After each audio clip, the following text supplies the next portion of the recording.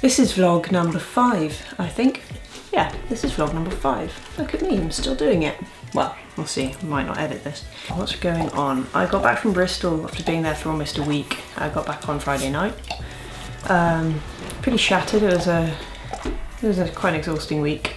But this week is more work, so it's just going to be a case of, give me a paw then, paw. Thank you, nice to meet you. So this week's going to be a case of like what sort of subject or sort of content can I think up for the vlog to keep it rolling without feeling really self-conscious about it and without sort of trying too hard, because I think that's the struggle, trying too hard. Boomer, I also want to do something a bit fun, well, ish. I've got this, oh, she's dropped a ball under there again. No, I'm not getting it, no, come here. Hop. Just wait, I'll get it in a minute, okay? Just a minute.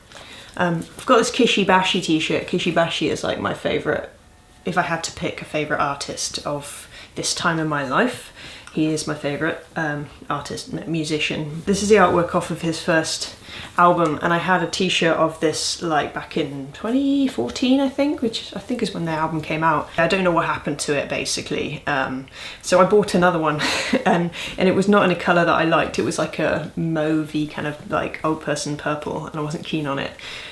So I dyed it blue, which I quite like, but it makes the tiger disappear. So I thought I might try and bleach it and see what happens. I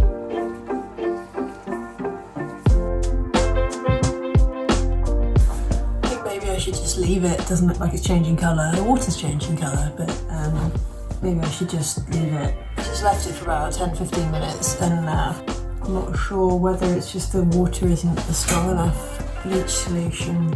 I'll just put more in, or maybe delete. Maybe I should delete some of the water. I'm going to delete some of the water and put more bleach in so it's just stronger. I took the t-shirt out of the bleach solution, and I think I'm going to take the string off it. Just have a look at it. Just going to open this up with no gloves on, no regard for my skin whatsoever. I wasn't really expecting it to look that cool. Look at that patch. I haven't had a tie-dye t-shirt since the frickin' early 90s. But it's the black that was getting lost in the blue. And I feel like if it was a bit more that colour on here, it'd look even better. I may have started working and totally forgot that this t-shirt was bleaching. I think it still works. I think I'm going to leave it, see if I wear it. And if I don't, then I'm going to bleach the shit out of it.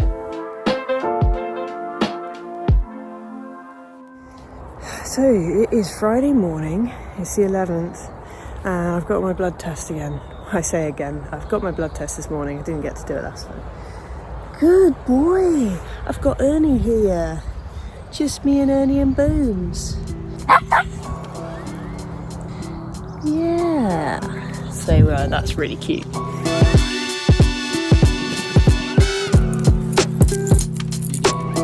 I'm actually 10 minutes early for this. You've got the form, haven't you? I have this time. Yeah. How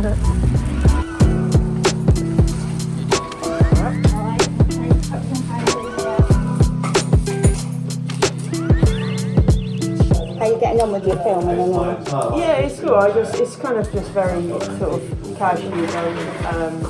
I'm hoping to see, especially about talking about the symptoms and side effects and things like that as they change. It can feel quite catastrophic sometimes, and it can be a bit of a mental health thing. So I want to be able to see a difference, and it's unless you have like a baseline, you know how you felt, 3 months, 6 months. It's very hard to. And you can't always put that on paper, can you? No. And I think it's good because if other people see it as well, then it helps them. I had someone in a car's job that I was there for the first stage of this building, and this person had an epileptic fit. Yeah. Well, when I was trained, it was nothing like what I expected. When I seen this person have this fit, it was just, it scared me. Yeah, everybody that's seen that. Yeah. And like, you've seen a lot, right? Yeah, So, and it was just amazing.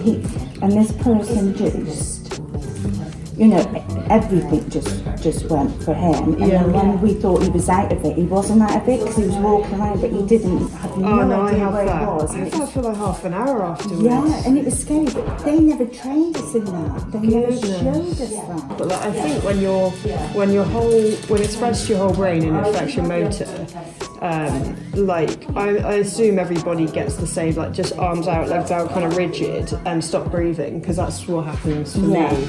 And usually, like, I think people get quite like, oh, you know, and I spit bugs, so I usually bite my tongue, and it's like, and I go blue, so people are like around me that love me and see that, and they know I have it, but they haven't seen it. You know, I've seen a lot of things, but that frightened me, and I was trying so hard to stay like calm.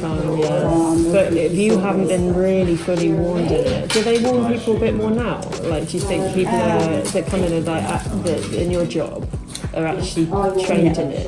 Not enough. I don't think so. I think we need a lot more understanding of it. Can you tell when one's coming on? Oh, totally, because I get them all the time. It's like there's like a hierarchy of symptoms because of where it is. The first thing I feel is like an impending doom, sort of shivers, and I call that an aura. I think most people do.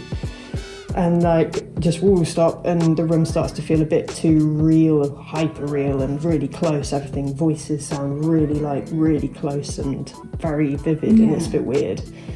And that, if it's an aura, that will just go away in about a few. And if it's a focal seizure, on top of that, it will get sort of ringing sound in my ears, and like the doom fear feeling, and the gastric kind of rising feeling, and then the smell, this sort of acrid kind of smell, and then I'm like, oh shit, it's getting real. And then I just get in a fetal position on the floor, or I'll go and get on my bed if I can, text my dad, and that can pass. It can take 20 minutes, 10 minutes, 5 minutes, but it can pass, and I'm like, oh god, and then I feel crappy. Do you try and use any relaxation skills to try and... I'm starting to do that, like tapping therapy and meditation, and I'm starting, because I find that if I start thinking about it, one can happen. But if it goes full blown, it's like it's all of the focal seizure stuff and then nothing, like not even nothing. It's just literally next thing I know, I'm being told I had a seizure. But the thing is, also they said like that was like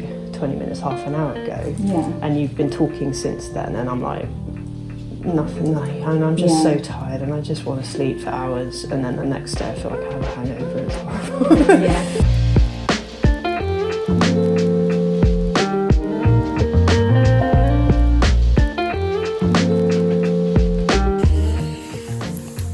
So I just had a really sudden focal seizure hit me. It's kind of going away now.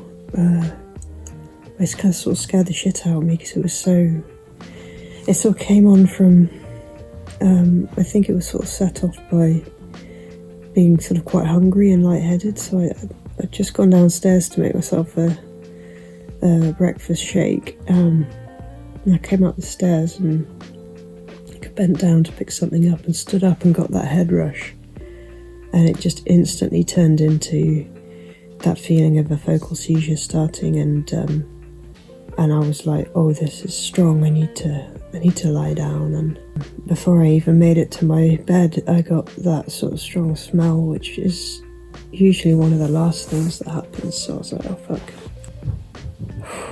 fucking scary, man.